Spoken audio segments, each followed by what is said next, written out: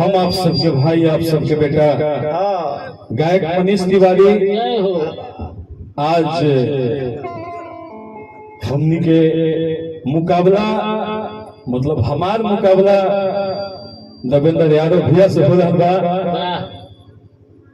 जौना में अविनाशी फिल्म के माध्यम से जेकरा निर्माता हमारे बड़े भैया अविनाश सिंह जी बानी, जय हो। जौना साउंड के मालिक सतीश भैया बानी, जौना हमारे रिकॉर्ड कर रहे बड़े बड़े भैया सतीश जी। चलिए आई वही हमारे बैंजो पर मंत्री हलचल जी, नाल पर धनंजय तूफान जी, पैट पर सुशील संगम जी, कोरस पर हमारे भाई मनीष मितवा जी, कुश प्रेमी जी, गोपाल तिवारी जी और हमारे बगल में बैठे हुए सहयोगी बहुत अच्छे गायक कन्हैया लाल प्रेमी जी। हमारे मौगियों के जान पहचान करवा दो। अरे तो मौगियों के जान पहचान करवा दो। चलिए आई हमारा साउंड के ऑपरेटर धनंजय भैया बानी और हमारा साथ में नृत्यांगना पर साथ दे रहल बड़ी मुस्कान जी, जोना के चेहरा पर एकदम मुस्कान कान सगरों से सुनाता है। तो चलिए आई हमारे बहुत ही अच्छे म्यूजिक डायरेक्टर सुशील भी यहाँ पे बैठे हुए हैं, भैया को बार बार प्रणाम। चलिए आई हमनी के हिंदू धर्म में कोई भी शुभ कार्य छैला से पहले भगवान गणेश जी के पूजन अर्चन से करारन जाला। पहले भगवान गणेश जी के एगो वंदना करब, ओकरा बाद जवना होई एकदम तूफान मेल में होई भैया बोले करी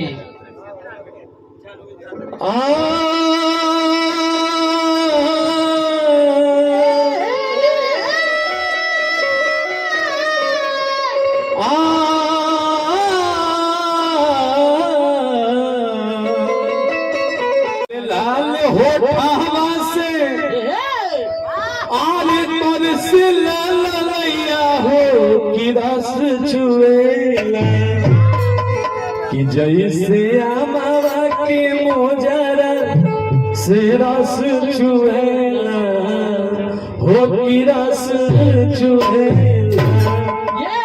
देखो हमरा ऐसा नदान लइका इलाई के सहारा लेके मैया बिना वाली के कैसे घोरावत भैया हो, अरे तब पड़ल महज धरवा बीचे, अरे की पड़ल महज धरवा बीचे, अरे की मनीषवा के नैया हो सहैया हो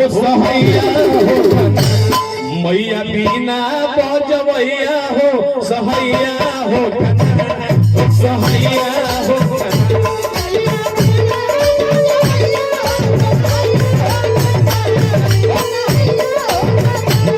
मैया बिना बजबैया हो सहैया हो सहैया हो।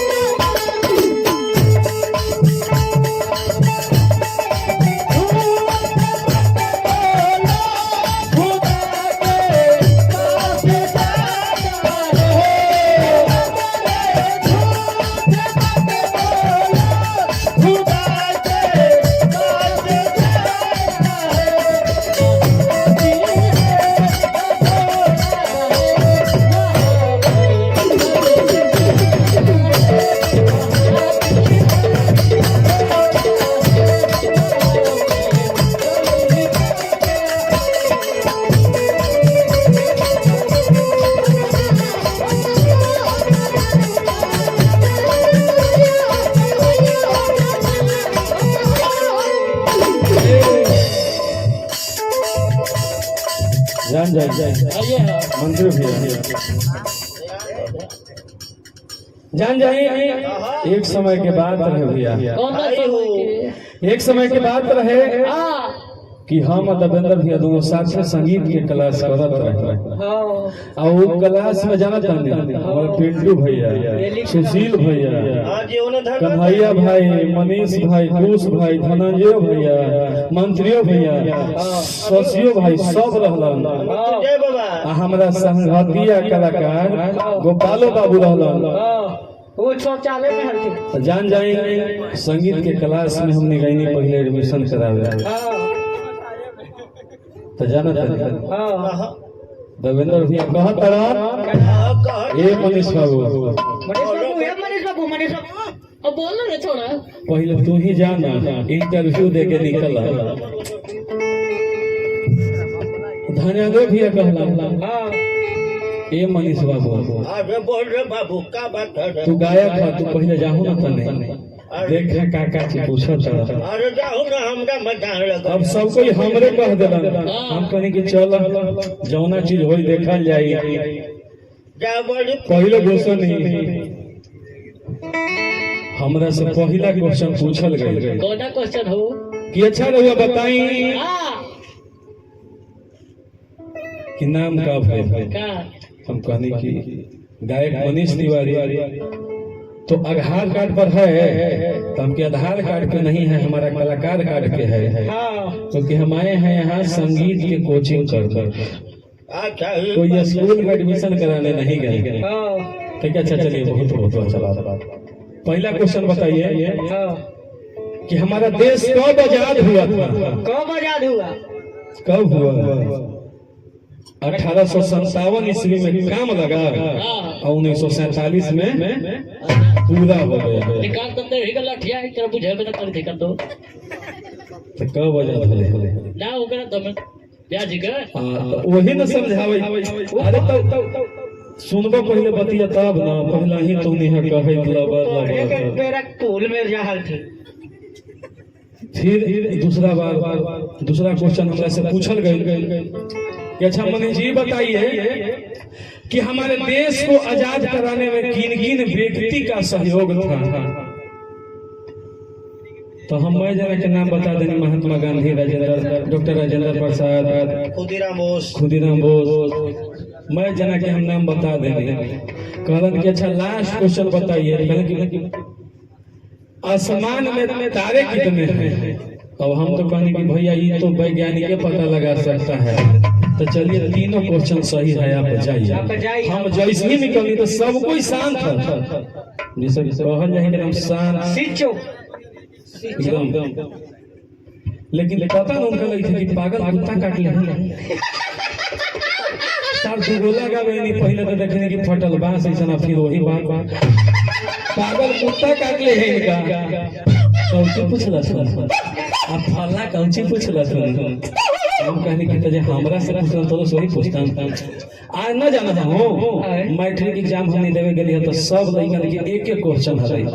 हम कहने कि ओ ये बात तू सोची था कि एग्जाम होला चोरी देके पास कर गेला लॉजी के राज में तो कहलन कि टेंशन लेवे के बात है तू बतावा तो कम से कम देखिए कि कैसे एकदम इंटरव्यू निकलते। हम जौन चीज बात है 1857 में काम लगा पहला क्वेश्चन 1947 में पूरा हो गया। ये क्वेश्चन आप पूछी था इंसान को बताइए ना पहला क्वेश्चन फलना तो दूसरा चिलना तो तीसरा ढेकना हम सारा बता देंगे। आज कहा जाना है कि जरा कुकुर काटले रहा है वो कहीं जाए तो ढंग से न बैठे अगर गलत कैसे पूछिए क्या पूछना चाहते हैं? हम तो सब पता है। सुदर्शन यादव के चेला है। हम सुदर्शन जी के साथ पीछे पीछे बैठ हुए हैं झाल बजाए हैं सुदर्शन अच्छा मगध सम्राट सुदर्शन यादव जी के। ओहो तब तो तू लगता है कि इंटरव्यू निकाल देगा उनके धोती। चलो तुम्हारे एडमिशन तो पक्का है लेकिन कम से कम 3 गो क्वेश्चन के नाम बता दो। तो जी पूछिए ना पहला दूसरा तीसरा तीनों याद है। सवाल चेंज कर दिले वो तो सवालवा चेंज करना कहन कि हाँ ये तो लगा था कि मगध सम्राट जी के एकदम पक्का शीश हुआ एकदम डायरेक्ट जो हुआ सवाल में चेंज कर देगा। कहलन कि अच्छा देवेंद्र यादव जी ये बताइए पूछिए ना सर कि आपका जन्म कब हुआ था? दूसर का पूछ लीजिए। तो कहत रहे कि 1857 ईस्वी में काम लगा और 1947 में बाहर निकल गया। कहलन कि एक बात बताओ, कहा जब जन्म भइल रहे तो हॉस्पिटल ले जाए में और तहार जन्म में कौन कौन आदमी के योगदान रहे। यही बात हम पहले के कहता नहीं कि पहला दूसरा तीसरा जौना पूछे के बाद सब पूछो, सब पूछिए। मास्टरमाइंड आपको पता नहीं है, सुदर्शन का चेला है। हम सुदर्शन के चेला हैं और सुदर्शन जी जयराम जी के चेला हैं। तो वही ना कहा था, आपको यही नहीं किससे पूछ रहे हैं? धोती इधर के खूब हिलाते हैं और खुल जाता है तो कस कि हमारे जन्म में योगदान देने वाले आदमी डॉक्टर राजेंद्र प्रसाद, महात्मा गांधी जी जो धोतिया पहनते थे, हम धोतिया पहनते थे। मैं जना के नाम बता दो। इतना महापुरुष जब हाथ लगल थी जन्म करे तबे तो इतना महापुरुष बनल थी। फटल ले कपास। अब लास्ट क्वेश्चन पूछला कि अच्छा ये बात बताइए, पूछिए ना सर, आप पूछिए ना। लास्ट क्वेश्चन बताइए, आपका पिताजी का नाम क्या है? पूछिए ना, विस्तार से बताएं। आपको पता नहीं है? ये तो वैज्ञानिक पता लगा सकता है। धन्यवाद। तो चलिए कोई बात नहीं।